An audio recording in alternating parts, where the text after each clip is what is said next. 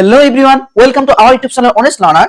आज लेके आया हूँ 2026 फेब्रुआरी में होने वाला सीटेट का पेपर 1 का मैथ्स लेसन का ज्योमेट्री चैप्टर का पार्ट 1। ये लेसन 4 है और पहले 1, 2, 3 लेसन पढ़ाया गया है। अगर नहीं देखा डिस्क्रिप्शन में लिंक है, वीडियो देख लेना। पढ़ाई अच्छे से करना, सीटेट एकदम आ गया, नजदीक है। अच्छे से पढ़ाई करोगे, कंसेप्ट क्लियर करोगे तो भी क्रैक होने का चांस रहेगा।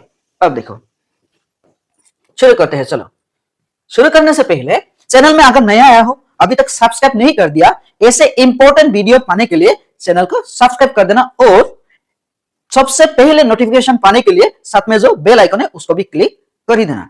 अब देखो नोट्स देखो, ये ज्योमेट्री का पार्ट है। ज्योमेट्री का जो नोट्स रहेगा वो 2 वीडियो आएगा नोट्स का, उसके बाद एमसीक्यू का वीडियो आएगा, पीवाईक्यूबी क्वेश्चन, पीवीएस ईयर का क्वेश्चन भी उसमें रहेगा। अब देखो इसमें ज्योमेट्री का कांसेप्ट सीखना बहुत जरूरी है, नहीं तो ज्योमेट्री का क्वेश्चन करने में दिक्कत आएगा। पहले से देखो एकदम 100% कांसेप्ट इसमें है। पहले वाला नोट देखो, शेप्स एंड स्पेटियल अंडरस्टैंडिंग। ये एक लेसन का टाइटल है हमारा सीटेट का। इसमें 2-3 लेसन इंक्लूड है। अब देखो, based on the shapes object are basically classified into following 2 categories. देखो उसका शेप्स के अनुसार ऑब्जेक्ट को 2 टाइप में बांट किया गया है। देखो पहले से देखो, 1 नंबर में देखो 2 डायमेंशनल प्लेन और फ्लैट ऑब्जेक्ट, 2D ऑब्जेक्ट। देखो इसमें क्या है, 2D ऑब्जेक्ट। 2D ऑब्जेक्ट का मतलब होता है जिसका 2 डायमेंशन है, जैसे कि उसका बेस है और क्या है, लेंथ है, और दूसरा नहीं है, हाइट नहीं है इसका। जैसे कि देखो ट्राइंगल, सर्कल, क्वाड्रिलेटरल, ये सब का क्या है, 2 शेप है, ओनली 2 मेजरमेंट है। एक है तुम्हारा क्या, लेंथ, और एक है बेस। Triangle, circle etcetera. अब देखो डेफिनेशन देखो, the object which has only length and breadth but not height is called 2 dimensional object. This object have only area but not volume. इसमें वॉल्यूम है नहीं क्योंकि ये 2 डायमेंशन का ऑब्जेक्ट है। 2 डायमेंशन का ऑब्जेक्ट 2D का, इसमें हाइट नहीं होता है और इसका वॉल्यूम नहीं होता है। जैसे कि ट्राइंगल का वॉल्यूम का फॉर्मूला नहीं है, कभी भी वॉल्यूम नहीं निकल सकते हो क्योंकि ये 2D ऑब्जेक्ट है। अब देखो ये ट्राइंगल है। अब देखो 3 डायमेंशनल 3D, बी नंबर है, the object which have length, breadth and height are called 3 dimensional object. देखो जिस ऑब्जेक्ट का क्या होता है, तुम्हारा 3 डायमेंशन है, हाइट भी है और क्या है, हाइट भी है और क्या है, उसका लेंथ भी है, ब्रेथ भी है, मतलब बेस भी है, ब्रेथ भी है। ब्रेथ का मतलब बेस भी हो सकता है, ब्रेथ बेस एक ही है। अब देखो ब्रेथ हो सकता है, लेंथ हो सकता है, ये 3 होगा किसका, 3D ऑब्जेक्ट का। जैसे कि देखो क्यूब, क्यूबॉइड, सिलेंडर, कौन जैसे देखो सिलेंडर। देखो सिलेंडर क्या होता है, जैसे पाइप, घर में जो पाइप है उस तरह सिलेंडर। इसको क्या है, इसमें 3 डायमेंशन है और इसको वॉल्यूम भी निकाल सकते हो, इसका एरिया भी निकाल सकते हो। उसके बाद देखो curve, the shape which is a continuous flowing line that bends or turns differing from a straight line and includes 2D forms like circle is called curve। Curve का मतलब होता है, देखो ये एक लाइन है, स्ट्रेट भी हो सकता है, मतलब किसी टाइप का एक लाइन है, मतलब ऐसा भी हो सकता है, जॉइन भी हो सकता है, ऐसे भी हो सकता है, ऐसा भी हो सकता है, तो बहुत सारा इस तरह का लाइन है। अब देखो there are 4 types of curve as follows। पहला वाला देखो, ए नंबर है ओपन कर्व, बी नंबर है क्लोज कर्व, सी नंबर है सिंपल कर्व, डी नंबर है देखो नॉन सिंपल कर्व। अब देखो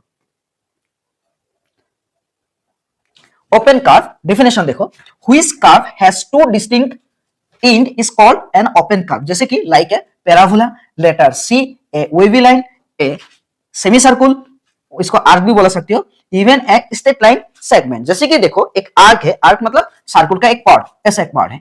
जैसे लेटर सी, ये देखो ये ज्वाइन नहीं हुआ, इसको बोला जाएगा ओपन कर्व, मतलब ओपन है, क्लोज नहीं है, जैसे फिगर दिया गया है ओपन कर्व देखो इसमें, और उसके बाद क्लोज कर्व देखो, ये क्लोज रहेगा, एकदम क्लोज रहेगा, एकदम टाइट फिट, किसी से क्या नहीं रहेगा, ओपन नहीं रहेगा किसी साइड में।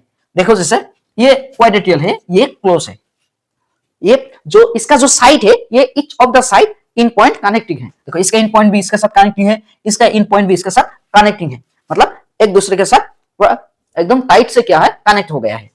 अब देखो which curve has a continuous line or set of lines on a flat surface that start and end at the same point forming a complete loop with no gaps is called closed curve। इसमें gaps नहीं रहेगा, जैसे कि देखो like a circle, triangle, square और star etcetera.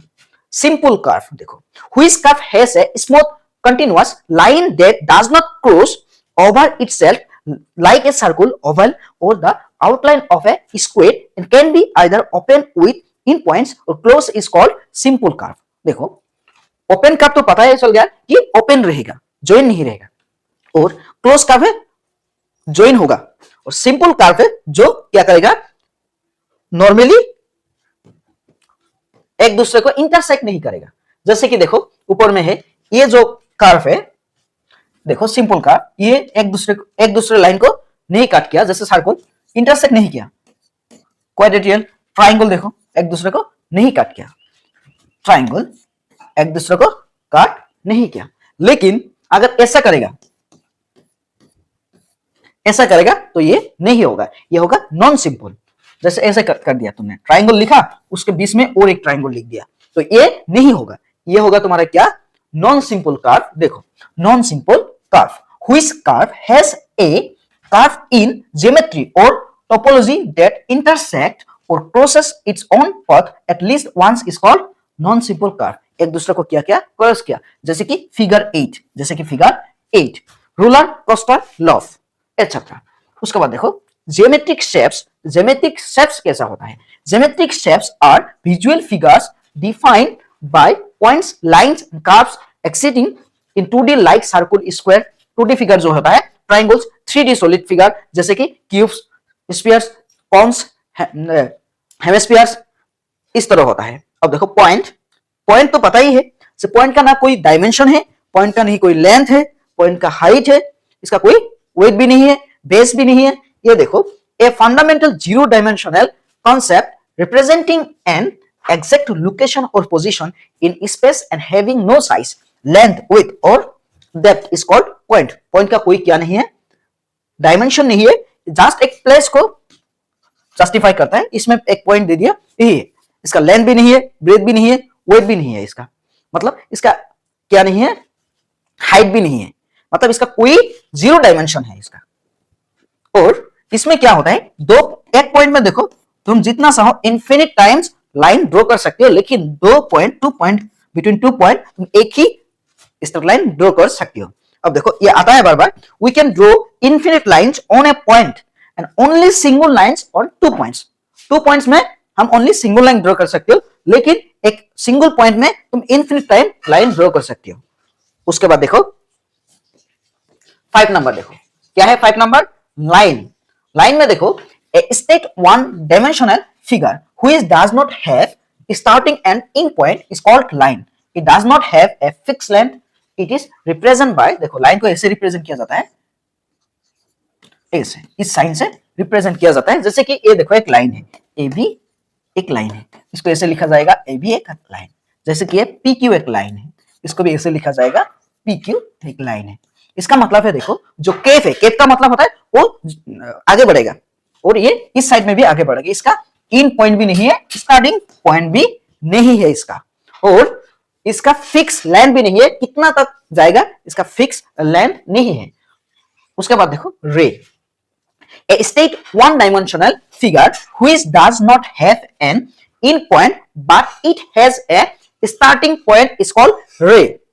इसको रे बोला जाता है। देखो रे किसको बोला जाता है, a state one dimensional figure which does not have an end point, जिसका क्या नहीं है, end point नहीं है, लेकिन starting point है।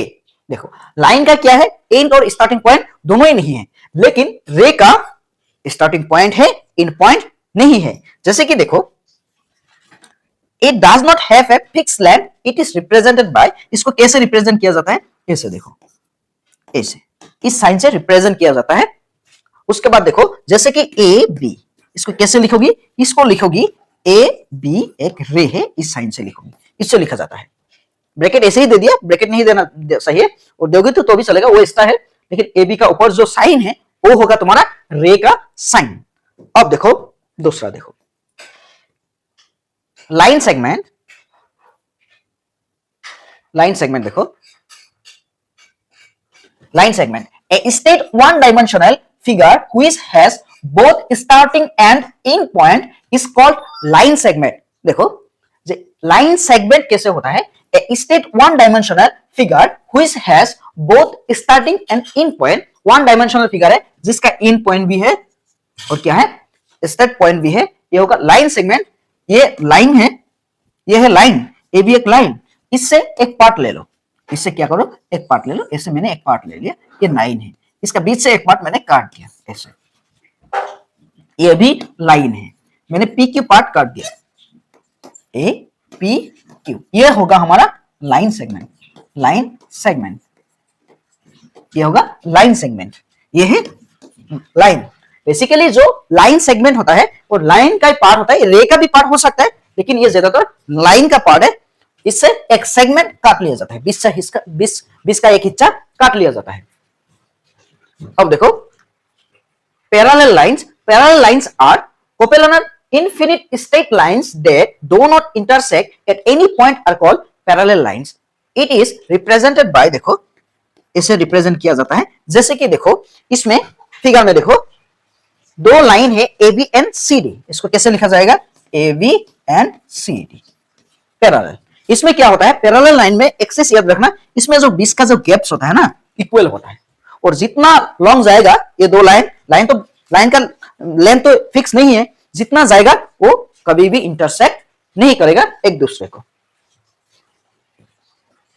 इजी कॉन्सेप्ट है ये, कॉन्सेप्ट क्लियर करना है, कॉन्सेप्ट क्लियर करने से एमसीक्यू एकदम आसानी से कर पाओगे।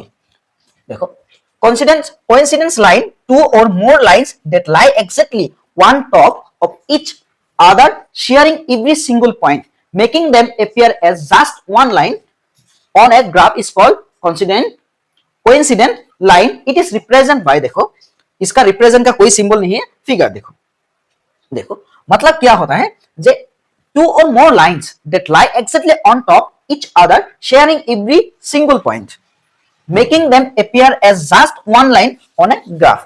कैसा होता है, जे एक ग्राफ तुमने ड्रॉ किया, ग्राफ तो क्लास 9 में एक में ड्रॉ कर दिया, ड्रॉ करा था ना, क्लास 9 में पढ़ाई किया था, क्लास 10 में पढ़ाई किया था, तभी ग्राफ मिला था, किसी आर्ट्स स्टूडेंट हो तो ग्राफ 9 10 में मिला था, 8 में भी मिला था। लेकिन अगर आर्ट्स का फर्स्ट ईयर सेकंड ईयर में भी थोड़ा मिलता है, एजुकेशन इकोनॉमिक्स इसमें मिलता है, लेकिन जो साइंस का है उसका तो मिलता ही रहेगा, सेकंड ईयर में ही, फर्स्ट ईयर में भी, प्रैक्टिकल में तो बहुत सारा ग्राफ्स है, और नॉर्मल थ्योरी में भी ग्राफ्स है। ग्राफ्स में क्या होता है, जो लाइन है उसमें क्या क्या एक दूसरे लाइन ज्वाइन है, मतलब एक और दूसरे लाइन के ऊपर क्या है, बैठ गया है, उस लाइन को बोला जाएगा कोइंसिडेंट लाइन। जैसे कि फिगर में देखो इस तरह एक दूसरे में ऊपर पॉइंट शेयर करती है, एक दूसरे के ऊपर पॉइंट शेयर करती है इस तरह। अब देखो जैसे कि लाइन 1, इसमें लाइन 2 है, ये क्या होता है, ये इसके साथ भी कनेक्ट हो सकते हैं, each of the point single point भी ये शेयर कर सकती है। अब देखो concurrent line क्या होता है, if more than two lines intersect at a single point it is called concurrent line। देखो if more than two lines intersect at a single point, जैसे कि देखो ये सिंगल पॉइंट O है, जैसे कि ऐसे देखो एक लाइन कैसे किया, एक लाइन और एक लाइन इस तरह, देखो दो लाइन, उसके साथ देखो और एक लाइन, उसके साथ देखो और एक लाइन, इस तरह बहुत सारा लाइन एक पॉइंट में इंटरसेक्ट किया एक दूसरे को, उसको बोला जाएगा, क्या बोला जाएगा, कॉनकरेंट लाइन। अब देखो 11 नंबर देखो, intersecting lines are two or more straight lines that cross paths at a single common point called the point of intersection forming angles where they meet it is represent by, देखो क्या होता है, intersect line. ये तो parallel line है, parallel line में क्या होता है, देखो जैसे L पैरेलल M, लेकिन इसमें क्या किया, एक लाइन ऐसे ही चला गया, उसको इंटरसेक्ट लाइन बोला जाएगा। जैसे कि P लाइन में, P जो एक लाइन है, इसमें क्या किया, Q लाइन ने इसको इंटरसेक्ट कर दिया, Q लाइन ऐसे देखो इंटरसेक्ट कर दिया, मतलब जो बीच में चला जाएगा लाइन ना, उसको बोला जाएगा, मतलब इंटरसेक्ट करके आर पार कर देगा, उसको बोला जाएगा इंटरसेक्टिंग लाइन। और जब एंगल फॉर्म होगा, ये इंटरसेक्शन लाइन के द्वारा फॉर्म होगा। जैसे कि अगर पास करेगा, ये भी फॉर्म हो जाएगा एंगल, लेकिन इंटरसेक्ट जब होगा तब ज्यादा एंगल फॉर्मिंग होगा। अब देखो एंगल, एंगल तो कैसे फॉर्मिंग होता है वो पता चल गया, कैसे होता है, जब एक से ज्यादा लाइन व एक से ज्यादा रे इंटरसेक्ट करती है तब क्या होता है, एंगल होता है। देखो ऐसे, ऐसे भी हो सकता है, मतलब मोर देन वन लाइन होना चाहिए। एक एंगल होने के लिए टू साइड्स होना इंपॉर्टेंट है, जरूरी है, कंपलसरी है। देखो angle, an angle is formed by two lines that meet at a point. Not only line, ray भी हो सकता है, कभी कभी भी लाइन सेगमेंट भी हो सकता है, लेकिन वो लाइन का ही पार्ट है। इस line is called a side of the angle and the point they share is called the vertex of the angle. जैसे कि देखो ऐसे एक लाइन है, ये एक लाइन है, ये भी एक लाइन है, ये इंटरसेक्ट कर दिया, इसको बोला जाएगा, क्या बोला जाएगा, point of vertex. The point they share is called the vertex of the angle, और ये दोनों होगा साइड। टाइप्स ऑफ एंगल, देखो बहुत सारा एंगल का टाइप है, फिगर में भी दिया गया है, देखो नीचे डिटेल से। अब देखो ए नंबर देखो, zero angle, the angle which is exactly 0 degree is called zero angle. Zero angle तो पता ही है, 0 डिग्री होगा तो जीरो एंगल बोला जाएगा। Acute angle, the angle which is greater than 0 degree but less than 90 degree is called acute angle. जैसे कि 45, 75 degree, देखो 65 डिग्री, ये सब क्या है, 65 डिग्री, उसके बाद 77 डिग्री, मतलब 90 डिग्री का नीचे जो जीरो से रेंज कितना है, 0 डिग्री से 90 डिग्री तक, मतलब 90 का आगे, जीरो से आगे, 90 का पीछे, मतलब पीछे मतलब छोटा, 90 से छोटा, मतलब greater than zero, less than 90, इसको बोला जाएगा क्या, एक्वेट एंगल। अगर 90 रहेगा एग्जैक्टली, उसको बोला जाएगा राइट एंगल। अगर एग्जैक्टली कितना रहेगा, 90 रहेगा, राइट एंगल। उसके बाद ऑब्ट्यूस एंगल, अगर 90 से ज्यादा होगा और कहां तक जाएगा, 180 तक, 180 तक। जैसे कि देखो 120, 150, 160, 130 डिग्री, जैसे कि 179 डिग्री भी ये किसमें आएगा, ऑब्ट्यूस एंगल। उसके बाद देखो स्ट्रेट एंगल, स्ट्रेट एंगल किसको बोला जाएगा, देखो एक लाइन है, ये स्ट्रेट लाइन है, इसका देखो एक पॉइंट पे कितना डिग्री रहता है, 360 डिग्री। इसका जो दो पार्ट हो गया ना, इसमें होगा 180 डिग्री, इसमें भी होगा 180 डिग्री, ये होगा स्ट्रेट एंगल। मतलब फुल 180 डिग्री जिसका होगा उसको बोला जाएगा 180 डिग्री, एक एंगल का होना पड़ेगा। उसके बाद देखो reflect angle, the angle which is reflex angle का मतलब होता है, देखो जिस एंगल का 180 से क्या तक, 360 तक। जैसे देखो the angle which is greater then 180 but less then 360 is called reflex angle. Reflex angle 180 से शुरू होगा, 360, मैंने एकदम स्टार्टिंग से शुरू किया, देखो 0 से 0 डिग्री मतलब जीरो एंगल। उसके बाद 0 से 90 तक क्या है, एक्वेट एंगल। 90 से देखो वन शॉट में समझो, एकदम सिंपल है एंगल। उसके बाद ये एक्वेट एंगल है, उसके बाद 90 आएगा, राइट एंगल। 90 से 180 ऑब्ट्यूस एंगल। उसके बाद देखो 180 डिग्री आएगा, वो होगा तुम्हारा क्या, स्ट्रेट एंगल। उसके बाद 180 से 360 तक क्या आएगा, रिफ्लेक्स एंगल। उसके बाद 360 आएगा कंप्लीट एंगल। दूसरे देखो अब complementary angle, the some of two angle is 90 degree is called complementary angle. अगर दो एंगल को प्लस करो क्या होगा, अगर दोनों मिलके 90 होगा, देखो जैसे कि 50 डिग्री प्लस 40 डिग्री कितना होगा, 90 डिग्री। इसको बोला जाएगा, क्या बोला जाएगा, कंप्लीमेंट्री एंगल। किसका, 50 का कंप्लीमेंट्री एंगल होगा 40, 40 का कंप्लीमेंट्री एंगल होगा 50। जैसे कि 60 डिग्री का कंप्लीमेंट्री एंगल क्या होगा, 30 डिग्री। दूसरा देखो सप्लीमेंट्री एंगल।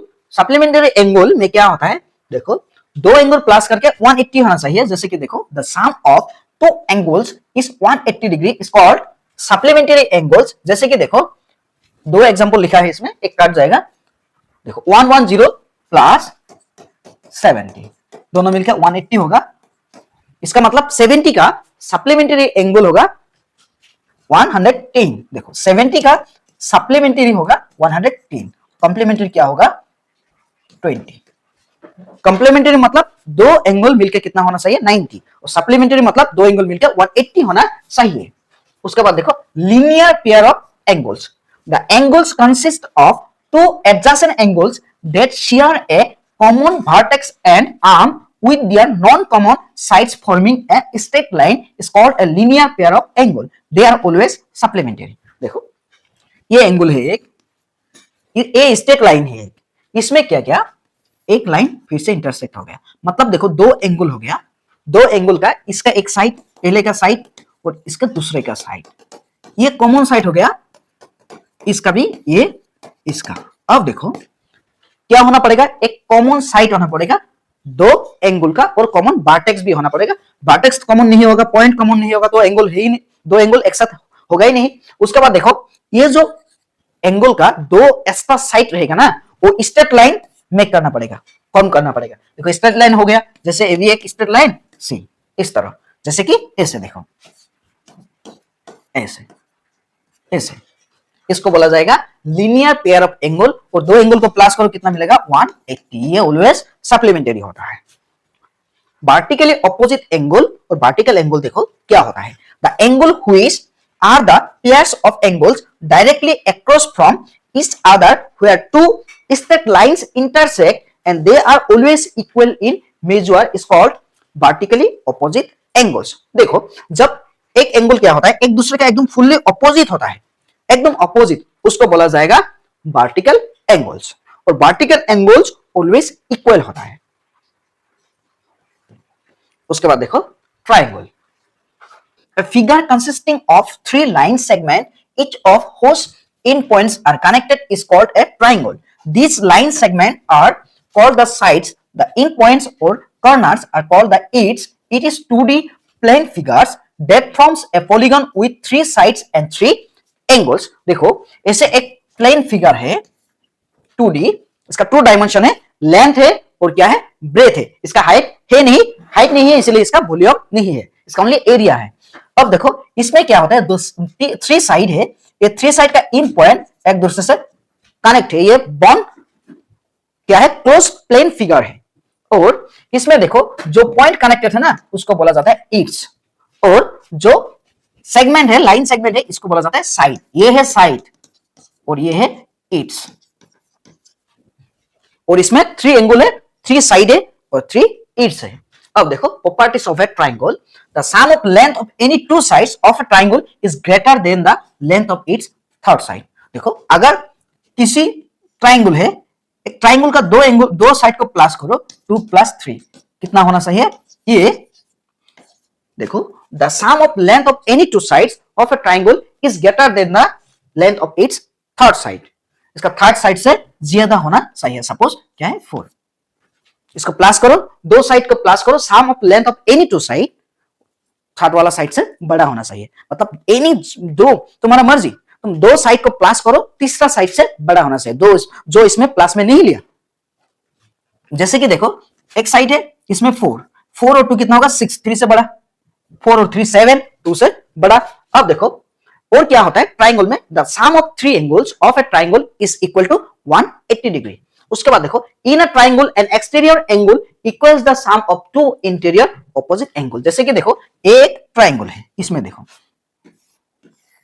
ये एक ट्रायंगल है, अब देखो इसका जो ये सपोज इसका क्या है एक्सटीरियर एंगल है, ये बाहर का एक एंगल है। अब देखो अंदर का जो ऑपोजिट एंगल होगा ना इन दोनों को प्लस होगा, जैसे कि ये 60 है ये 30 है, दोनों प्लस करके कितना होगा 90, ये इसका वैल्यू हो जाएगा 90। अब देखो टाइप्स ऑफ ट्रायंगल, ट्रायंगल देखो बेस्ड ऑन एंगल और बेस्ड ऑन साइड कितना है 6 टाइप है, based on angle 3 types, based on side कितना है 3 टाइप्स। देखो there are 6 type of triangle, 3 types based on angle and other 3 types based on side. इसमें figure दिया गया है, नीचे देखो एक्सप्लेन भी है। अब देखो equilateral triangle which have all three sides equal and all three angles are equal are called equilateral triangle. देखो एक ट्रायंगल है, जैसे कि ये एक ट्रायंगल है, एबीसीडी एक ट्रायंगल है। इसमें देखो क्या हुआ, इसका तीनों side A B equal B C equal A C, तीनों साइड इक्वल है और angle A, angle B, angle C तीनों ही इक्वल है। इसमें ईच ऑफ द एंगल क्या होगा 60 डिग्री, और इसमें इक्वेट एंगल मतलब 90 का नीचे कितना होगा 3, मतलब तीनों 60 डिग्री है। इक्वेट एंगल का नंबर कितना होता है इसमें 3। शॉर्ट क्वेश्चन आता है एमसीक्यू, इसमें आता है कि number of equate angle in equilateral triangle कितना होगा 3, और इसका एरिया होगा √3/4 इंटू साइड स्क्वायर। उसके बाद देखो isosceles triangle which have two sides are equal and angles opposite those sides are also equal is called isosceles triangle. देखो इसमें क्या होता है, इसमें जैसे कि ये देखो ये ट्रायंगल है, इसमें ये साइड सपोज इक्वल है, A B C, A B और बी सी इक्वल है। इसमें क्या होगा, ये जो ऑपोजिट एंगल होगा ना, इसका ऑपोजिट ये और इसका ऑपोजिट ये, angle A equal angle C equal होगा। इन ट्रायंगल को क्या बोला जाएगा आइसोसेल ट्रायंगल। इसमें क्या है 2 इक्विट एंगल भी हो सकता है और 3 भी इक्विट एंगल हो सकता है। इसमें 90 का नीचे वाला 2 भी हो सकता है, एंगल 3 भी हो सकता है, अगर तीनों ही 90 का नीचे भी हो सकता है। उसके बाद देखो area equal half into base into height. उसके बाद देखो scalene triangle which have all three sides are different length and all three angles are different are called scalene triangle. इसमें क्या होता है, इसका हाइट एरिया भी देखो ओनली इक्विलैटरल जो ट्रायंगल है उसका एरिया अलग है, बाकी जितना 5 ट्रायंगल है सबका area half into base into height है। अब देखो the number of acute angle 2 और 3 है इसमें भी। इसमें क्या होता है देखो साइड अलग अलग होता है इसमें, और एंगल भी अलग अलग होता है, ईच ऑफ द साइड अलग अलग होता है, एक दूसरे का लेंथ इक्वल नहीं होता है और एंगल भी इक्वल नहीं होता है एक दूसरे से। नेक्स्ट देखो एक्विट एंगल। एक्विट ट्रायंगल तो पता ही है 0 से 90 तक आना चाहिए, 90 से छोटा 0 से बड़ा। अब देखो which has all 3 interior angles less than 90 is called equity triangle. जिसका क्या है ऑल 3 एंगल्स लेस देन 90, जैसे कि देखो एक एंगल 30, एक एंगल क्या 60 तो 90 हो गया, और एक एंगल 90, इस तरह भी हो सकता है 180 हो गया। जैसे कि ये एक ट्रायंगल है, इसमें देखो ये क्या होगा, ये दोनों 90 का नीचे है और ये भी 90 का नीचे है। इसमें which has all 3 angles are 90, मतलब लेस देन 90 क्या होना पड़ेगा 90 नहीं होना पड़ेगा, तो ये कैसा होना पड़ेगा 90 होगा तो राइट एंगल हो जाएगा। कैसा होना पड़ेगा देखो 30 एक हो गया 70, कितना हो गया 100 और एक होगा 80, ये राइट एंगल हो जाएगा। ट्रायंगल होना तो ऐसा होना पड़ेगा, ऐसा भी हो सकता है, ऐसा हो सकता है। अब देखो ऑब्ट्यूज ट्रायंगल कैसा होगा, देखो ऐसा, जैसा कि देखो ये 90 से बड़ा, मतलब ऑब्ट्यूज एंगल तो पता ही है कि 90 से बड़ा 180 का छोटा। अब देखो ऐसा लेना पड़ेगा कि 90 से बड़ा 90 डिग्री से 180 से छोटा। अब देखो ऐसा एंगल लेना पड़ेगा ताकि ये टोटल 180 हो। त्रिभुज का इंटीरियर ट्रायंगल का समेशन कितना है, सम कितना है, तीनों एंगल प्लस करो तो 180 होना चाहिए। तो अब देखो which has one interior angle is greater then 90 is called N obtuse angle. Greater than 90 और लेस देन 180 नहीं बोलने से भी चलेगा, क्योंकि टोटल 3 एंगल्स को प्लस करके भी 180 मिलता है। देखो ये सपोज 120 है, कितना रहेगा 60, ये सपोज 40 और ये सपोज 20, तीनों को प्लस करो 180 मिलेगा, ये होगा ऑब्ट्यूज ट्रायंगल। उसके बाद राइट एंगल ऊपर में मिलाइए, देखो ये 90, एक एंगल अगर 90 होगा तो उसको राइट एंगल बोला जाएगा। राइट एंगल में क्या होता है देखो which has one interior angle exactly 90 is called the right angle. इस तरह देखो राइट एंगल में क्या होता है, ये स्ट्रेट लाइन होता है, इस तरह स्ट्रेट लाइन होता है, और ये हो जाता है तुम्हारा क्या परपेंडिकुलर, ये होता है परपेंडिकुलर, और ये होता है बेस, ये होता है हाइपोटेनस। देखो इसमें लिखा है क्या है, the number of acute angle is 2। एक तो राइट एंगल ही है, उसके बाद इसका area half into base into height है, सेमी है। अब देखो दूसरा प्रॉपर्टी भी देखो इसका, the side opposite the right angle is the longest side known as the hypotenuse. जो लॉन्गेस्ट साइड है इसका बोला जाता है कि हाइपोटेनस बोला जाता है इसको। देखो ये है राइट एंगल ट्राइंगल, इसका जो ये है परपेंडिकुलर, ये है बेस और ये है हाइपोटेनस। देखो इसमें पाइथागोरस का एक फॉर्मूला आता है, क्या फॉर्मूला देखो, the square of the hypotenuse is equal to the some of the square of the other two side. Since देखो जैसे hypotenuse square equal base square plus perpendicular square. जैसे कि देखो हाइपोटेनस एक बड़ा साइड होता है, क्या है, राइट एंगल ट्राइंगल का, उसका स्क्वायर बेस और परपेंडिकुलर का स्क्वायर, दोनों को प्लस करो, बेस और परपेंडिकुलर किसका इक्वल होगा, हाइपोटेनस का स्क्वायर का इक्वल होगा।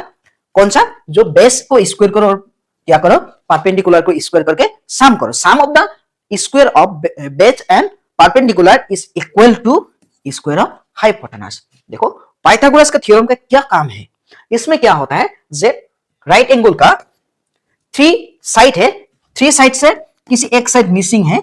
अगर तुम लोग क्लास 10 में त्रिकोणमिति पढ़ा है तो पता चलेगा, जब क्या होता है, अगर त्रिकोणमिति टेट में भी सीटेट में भी त्रिकोणमिति है, लेकिन पेपर 2 में है, साइंस का स्टूडेंट के लिए है त्रिकोणमिति, पेपर 1 में है नहीं, थोड़ा ही बोलता हूं। अगर त्रिकोणमिति होगा उसमें 3 साइड का जरूरत होगा, राइट एंगल का, राइट एंगल उसमें जरूरत होता है। अगर एक साइड नहीं दिया जाएगा तो पाइथागोरस का थ्योरम से वो निकलना पड़ता है। इससे राइट एंगल है कि नहीं वो भी प्रूव कर पाओगी। इस तरह इसमें इसका यूज है। वीडियो यहां तक ही है। अगर वीडियो पसंद है तो लाइक करना, शेयर करना, और कुछ जानना है तो कमेंट में लिख देना। और इस वीडियो का पीडीएफ का लिंक भी डिस्क्रिप्शन में मिल जाएगा, डाउनलोड कर सकते हैं, और दूसरे वीडियो का लिंक भी डिस्क्रिप्शन में मिल जाएगा,